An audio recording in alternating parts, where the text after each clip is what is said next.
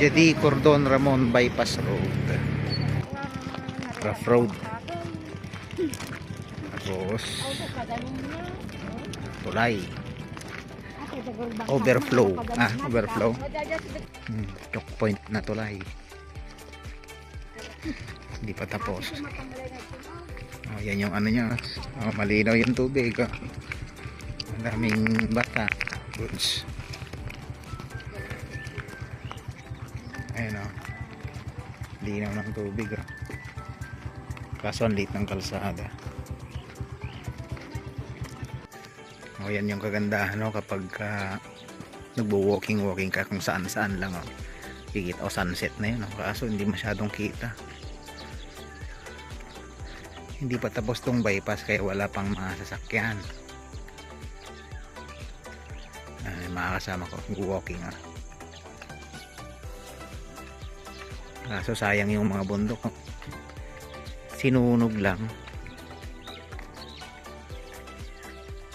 Tapos may taniman na ng doon mais. Ito taniman din ng mais to. Kaso naani na. Mangga. Ang dami yun. Na ano pa iba, na bagyo. Kitang kita pa rin yung epekto ng bagyo. Tagal na pero kitang kita pa rin. Diba? Ayos. Tapos yan wala na naman. Rough road na naman to.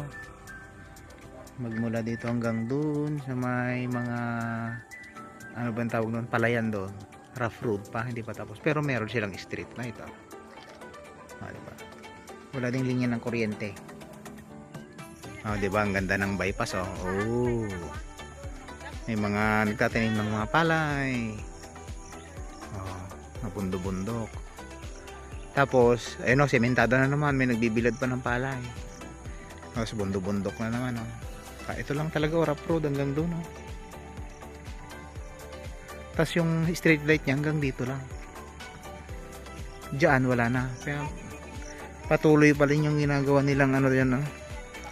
May mga crane na doon sa dulo. Tagal-tagal pa to. Mga ng tulay. Ang dami.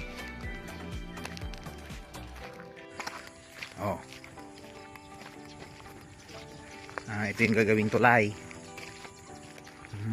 Diyan nila ilalagay yung mga ginagawa nila. After ng tulay, ito na mga manggahan. Daming bunga ng isa. Tapos may kalsada na doon ulit. Ito na yung salputan niya. Ito na. Nakarating na kami sa kalsada. Kalsada again. Diyan kami galing. Yun yung manggahan. Andun na yung crane. Ayun yung crane kanina. Diba? Yan yung manggahan. Tapos ito na yung kalsada.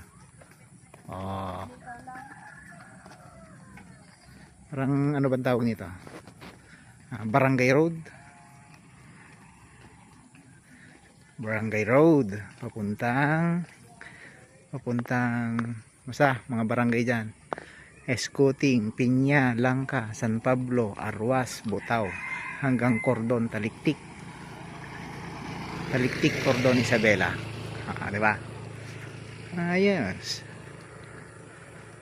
Uwi na kami.